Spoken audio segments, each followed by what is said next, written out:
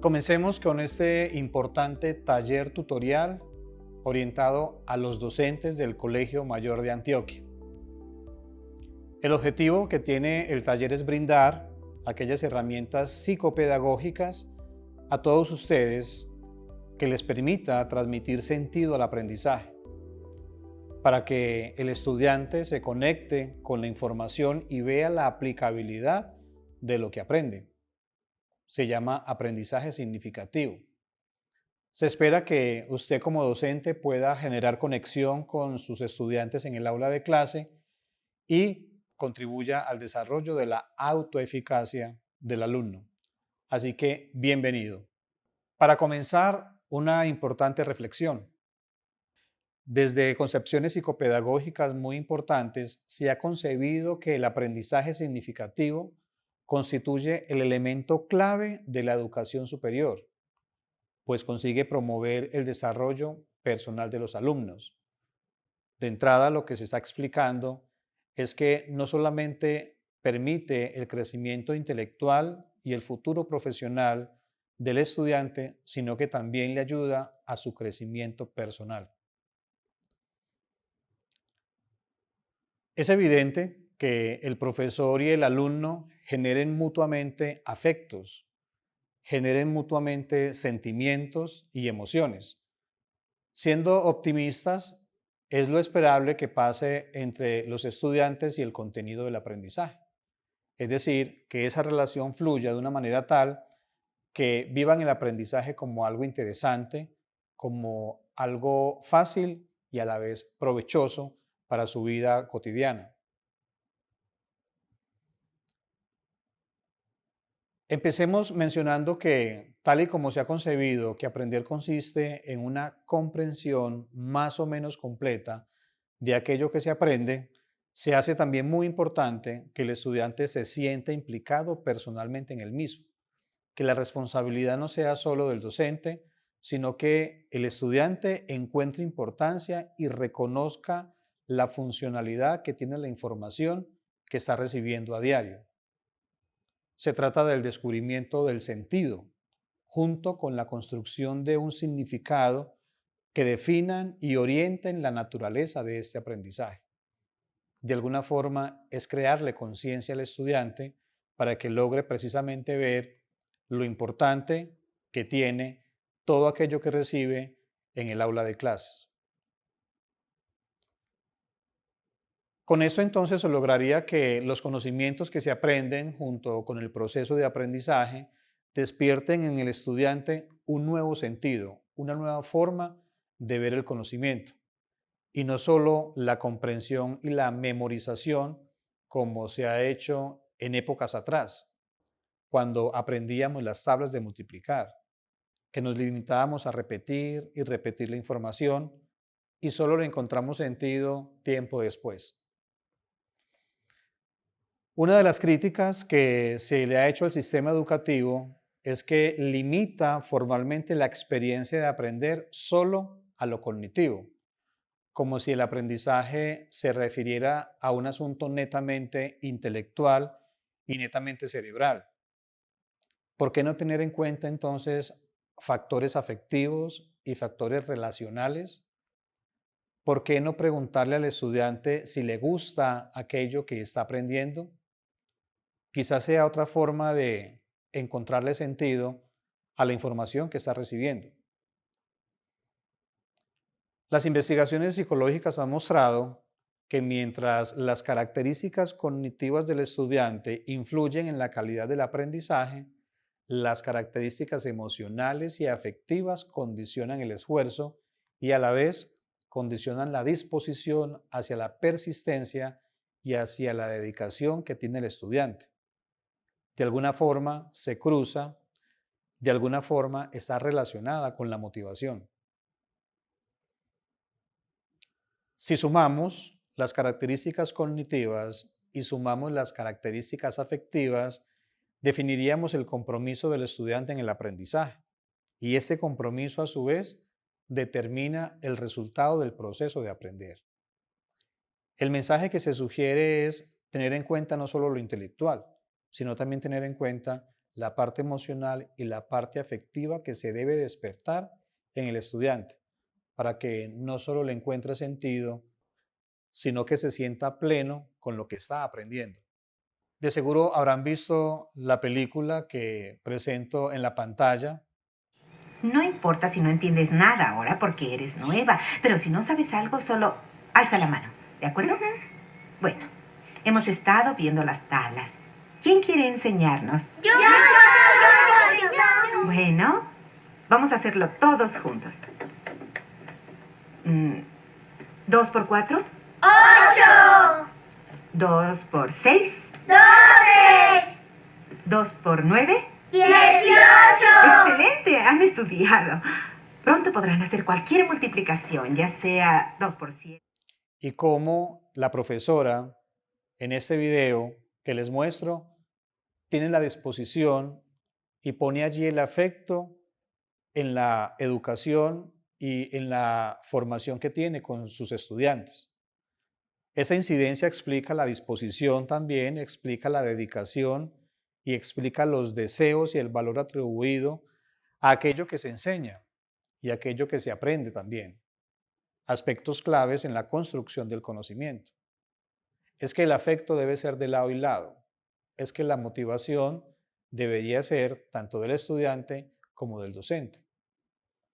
Es la incidencia de la dimensión afectiva, es lo que influye lo emocional y lo relacional entre docente y alumno, lo que le da sentido a los procesos de construcción del aprendizaje, y no meramente un asunto cerebral o un asunto mental.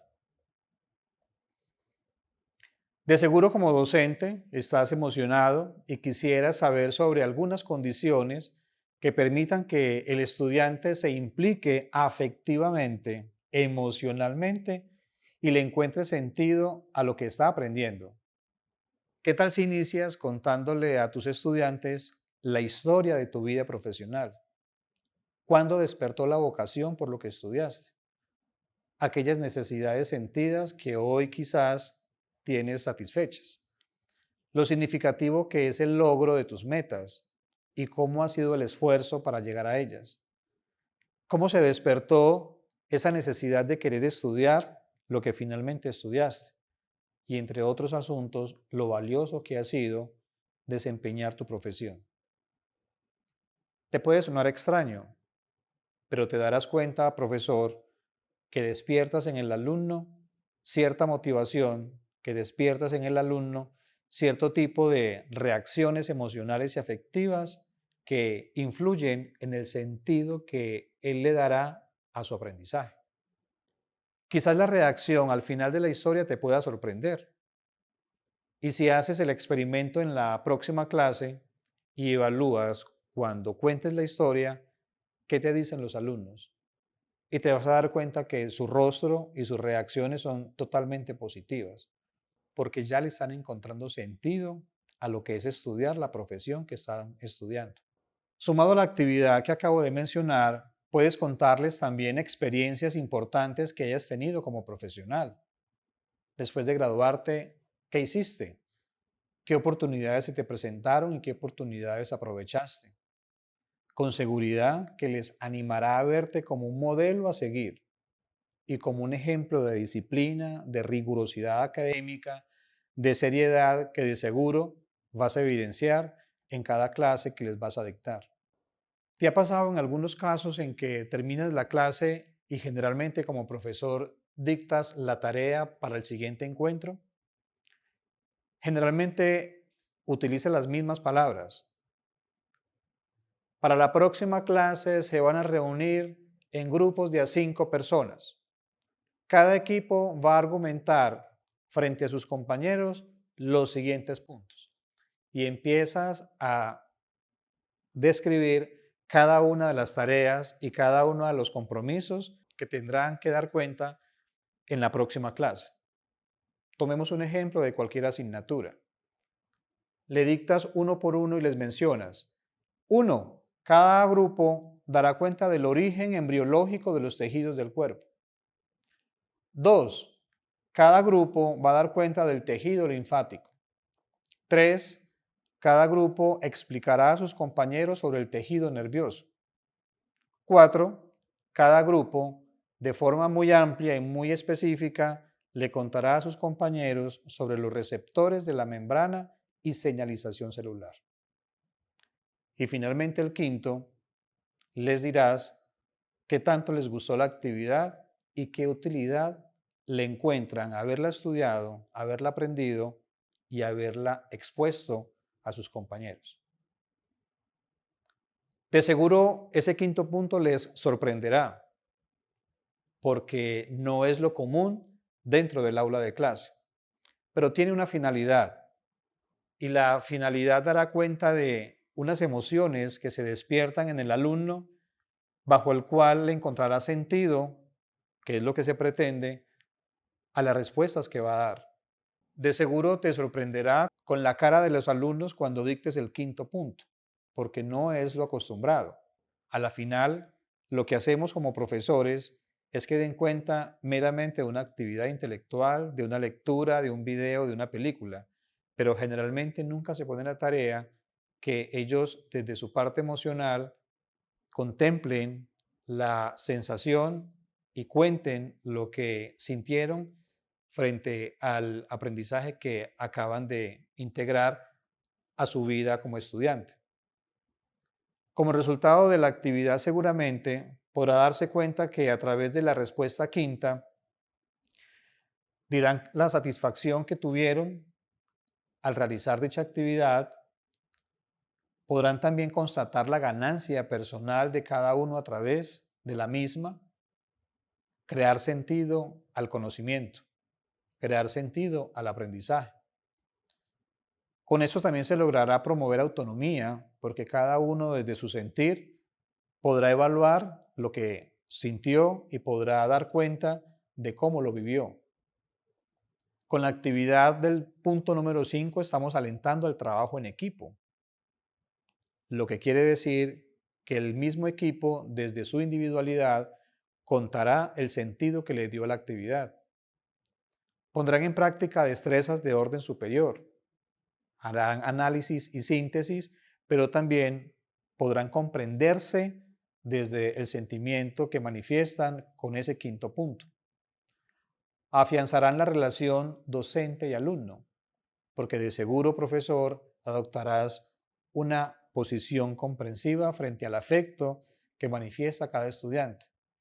Y entre otros asuntos, lograrán mediar el aprendizaje a través de la confianza en sí mismo, de la autoeficacia y de las emociones que en ese momento están sintiendo. Profe, con la actividad estás aportando a la construcción de sentido del aprendizaje. Además de esa actividad, ¿qué tal si para una próxima ocasión, como profesor, te desprendas de los objetivos del curso, te desprendas de los objetivos que tienes como profesor y se los entregues a los estudiantes?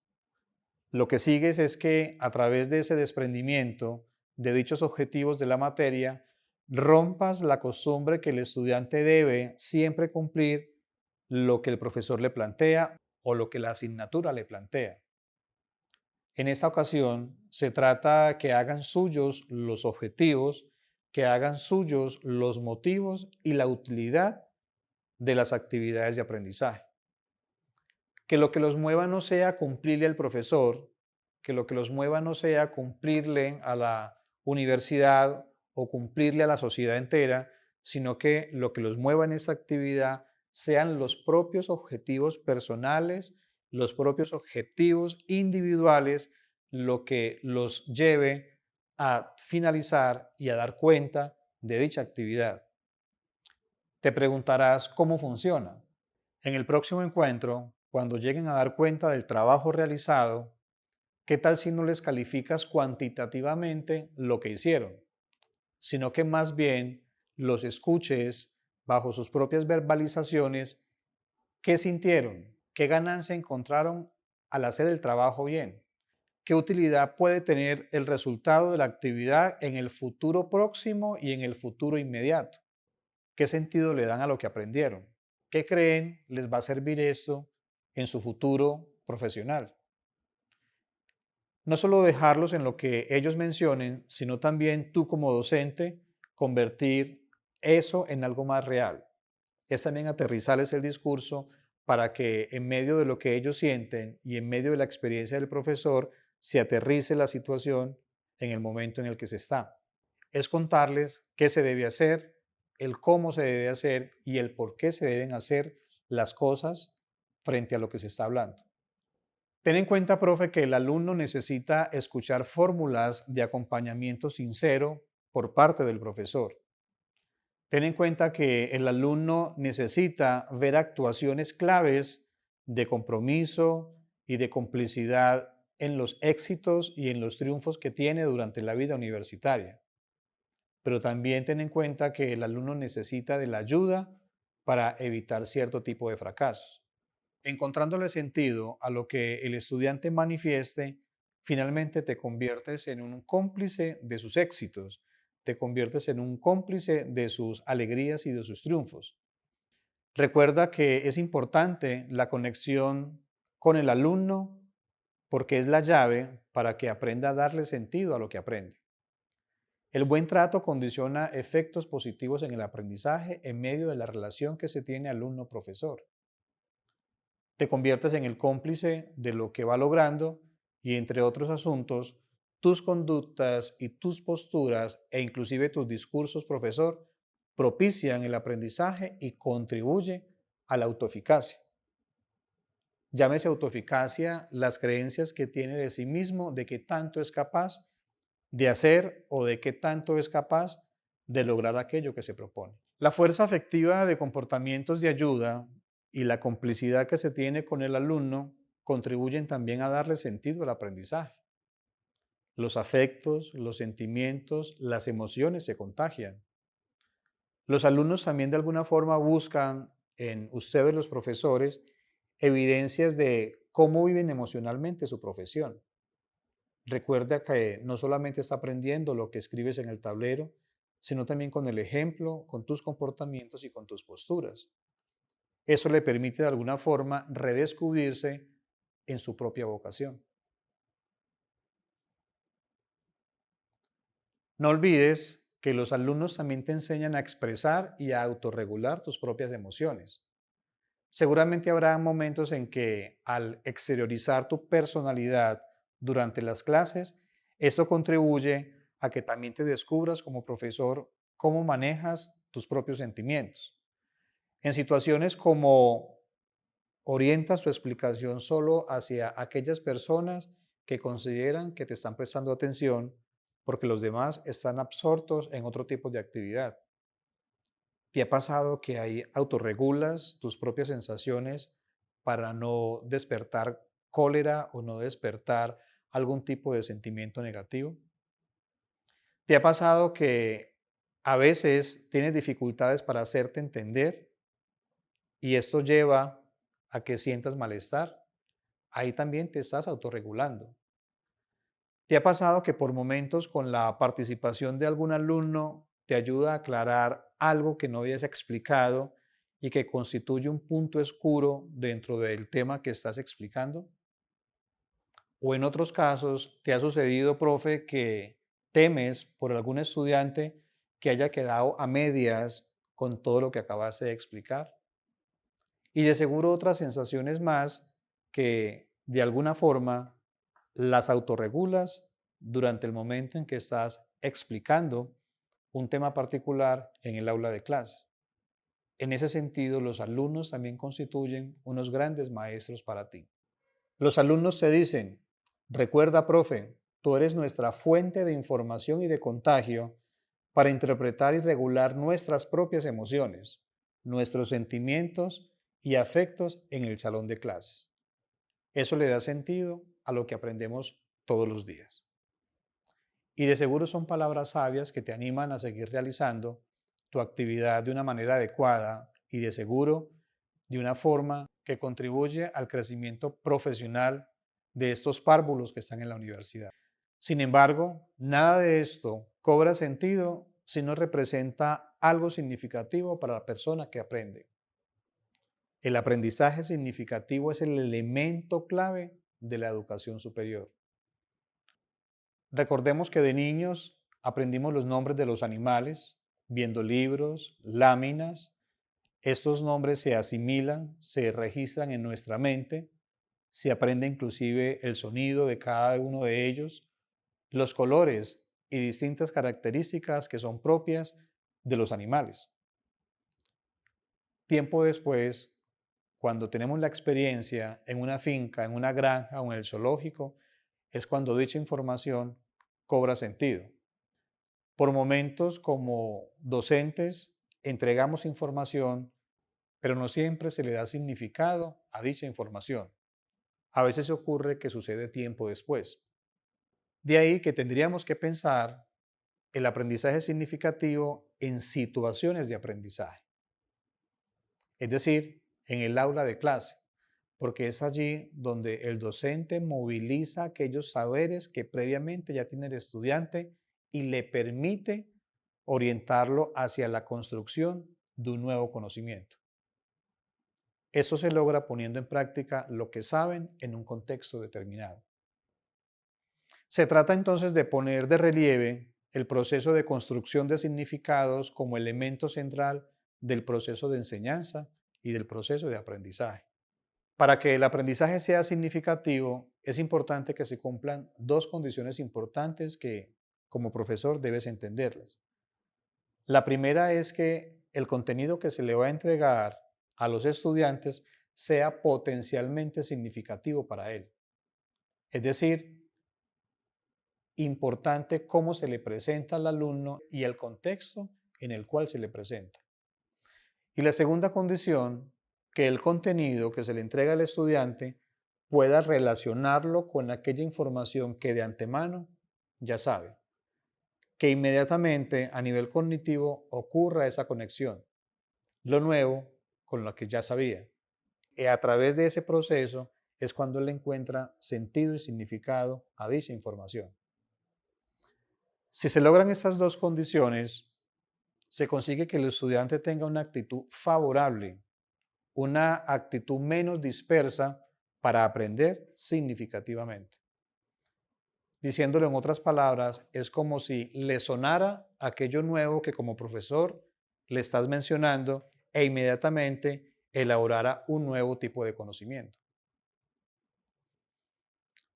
Hagamos un ejemplo simple.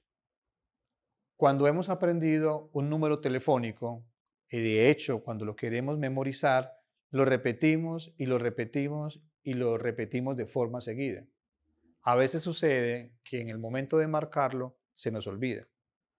Lo que quiere decir que aquella información que memorizamos dura muy poco tiempo en nuestra memoria a corto plazo y cuando la utilizamos generalmente desaparece.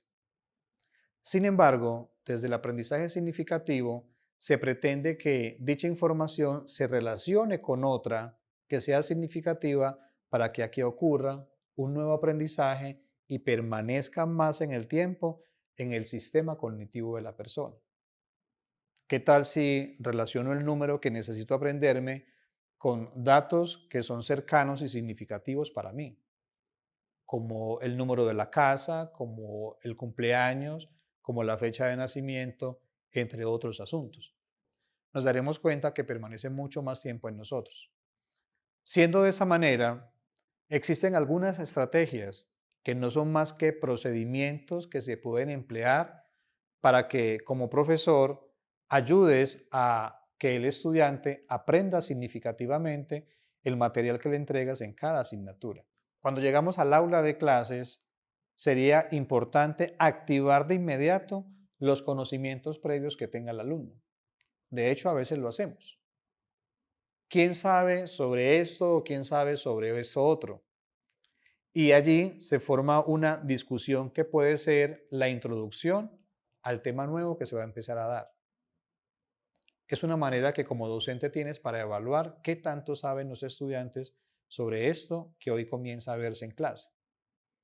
También se pueden generar expectativas en los estudiantes. Se les puede enunciar lo que se va a ver a través de la aplicabilidad en el contexto actual. Esto hace que los niveles de atención aumenten y estén pendientes precisamente del tema que se va a comenzar.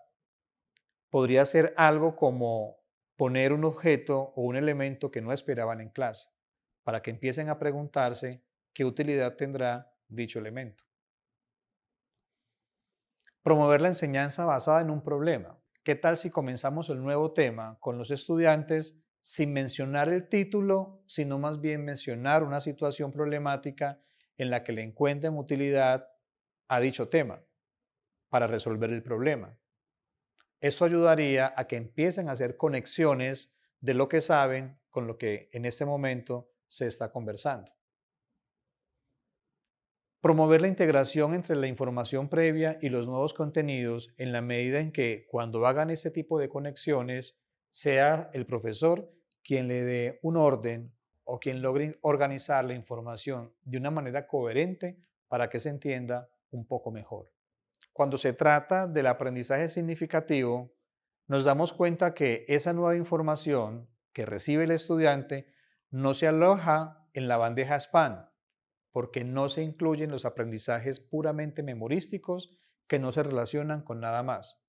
Esa información seguramente es más vaga y queda más poco tiempo en el sistema mental.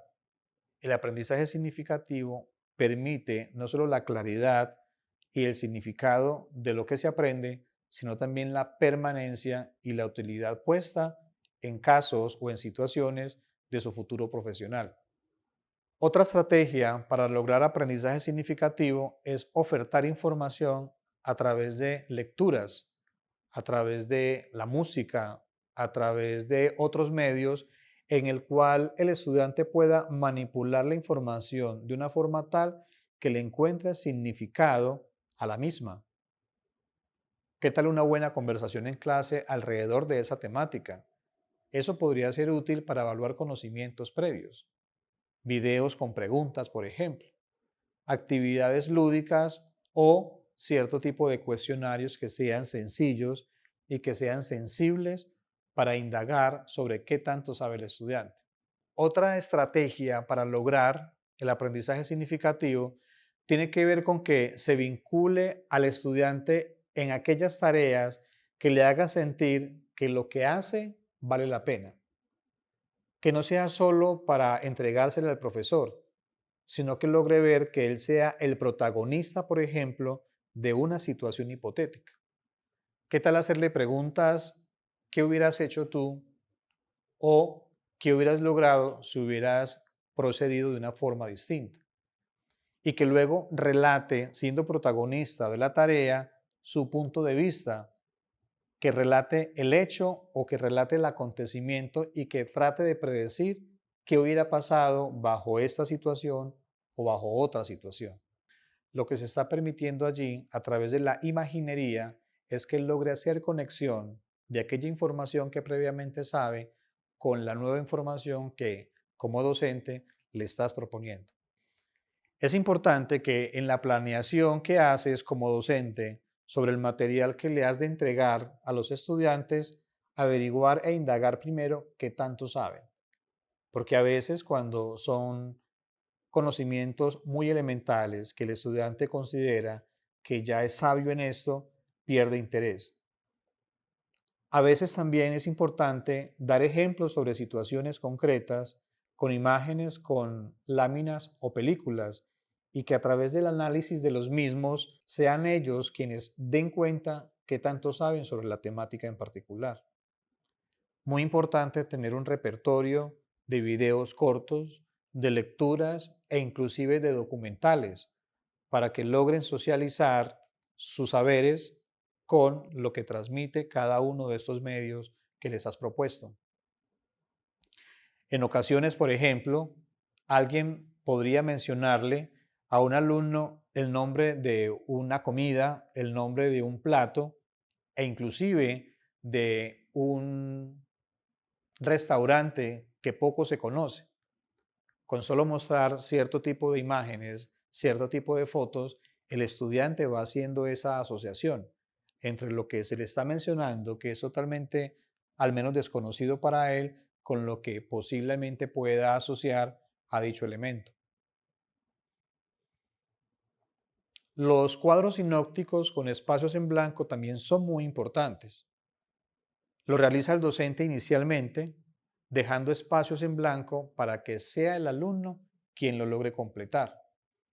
Es tomarse la tarea como profesor e ir llenando, bajo el tema del cual se está hablando, algunos elementos que hacen parte del cuadro sinóptico y luego pedirle a algún alumno que lo termine de completar. Si esta tarea se logra, podría implementarse de nuevo, pero que sean ellos quienes hagan precisamente el cuadro sinóptico de forma completa. Te darás cuenta, profe, qué tanto saben ellos del tema que precisamente se está hablando en la clase. Los cuadros comparativos. Si en la asignatura de arquitectura queremos saber sobre las esculturas y sobre el tipo de arquitectura de los aztecas, de los mayas y de los incas, estás proponiendo que sea el estudiante quien logre conectar los distintos saberes que tiene de cada uno de esos elementos que acabamos de mencionar. Es buscar en su propio repertorio en qué se parecen la arquitectura azteca, en este caso la arquitectura maya y la arquitectura inca, pero también qué características similares se cumplen en la escultura azteca, en la escultura maya y en la escultura inca. Y no solamente las semejanzas, sino también las diferencias. Los cuadros comparativos son también una gran ayuda para entender los temas a tratar y relacionarlos con otros en sus similitudes e inclusive en sus diferencias. Se instruye al estudiante de cómo debe elaborar el cuadro comparativo y con base en columnas se le puede mencionar que ponga allí las similitudes y ponga allí las diferencias entre los elementos que se pretenden estudiar. ¿Qué tal si rompes el status quo? Es decir, aquello que está establecido de manera previa y que inclusive puede sacar al estudiante de su zona de confort. ¿Qué tal si emprendes una discusión sobre ese status quo para que el alumno, a través de sus argumentos, a través de la propia discusión, dé cuenta de sus propios conocimientos, de sus propias teorías y te logres dar cuenta qué tan sólidas están las mismas? Con discusiones que permitan la argumentación y una oposición en la apertura del tema que se está conversando. Te darás cuenta que con ello evitas el aprendizaje memorístico y automático y por el contrario, consigas que el estudiante manifieste el significado que le da a la información de la cual se está conversando. Otra de las estrategias es el uso de representaciones. Generalmente se usa cuando aprendemos geografía, como a través, por ejemplo, de mapas establecemos rutas, establecemos sitios en particular e inclusive trazamos cierto tipo de vías a nivel mental. Haciendo la analogía con los tipos de conocimiento y los tipos de saberes que tenga el estudiante, esto contribuye a que se conecten distintos significados con determinados significantes. ¿Qué tal, profe, si usas representaciones? Permite que se conecten significantes y significados, teniendo en cuenta que el significante es la forma material que se le da a un estímulo particular y el significado es la representación mental. Tal como sucede en los mapas, lo que permites al estudiante es que haya esa conexión entre significados y significantes, lo que contribuye finalmente a descubrir qué tanto sabe el estudiante o qué tipo de saberes tiene sobre el tema que se está conversando en clase. Otras estrategias para lograr el aprendizaje significativo tiene que ver con los conjuntos, aquellos que permiten unir atributos comunes. De seguro recordamos cuando en primaria aprendimos lo que eran los conjuntos y lo que eran los subconjuntos. Y nos enseñaron que en los conjuntos se reúnen aquellos estímulos o aquellos elementos que comparten algunas características similares. Pero para ello se necesita un esfuerzo cognitivo y una actividad mental, y es conocer y resaltar lo característico de cada elemento. Lo que invita al estudiante es a preguntarse qué tanto sabes de cada uno de ellos que te permite, por un lado, o unirlos o por el contrario, desunirlos. Lo que quiere decir que en la medida en que se conocen esos elementos, el estudiante determina los atributos y empieza a hacer conjuntos, que no es más que la capacidad de agrupar las diferentes representaciones en distintas categorías. Y finalmente, en palabras de Ausubel, si tuviese que reducir toda la psicología educativa a un solo principio, enunciaría este. El factor más importante que influye en el aprendizaje es lo que el alumno ya sabe. Averígüese esto y enséñese consecuentemente.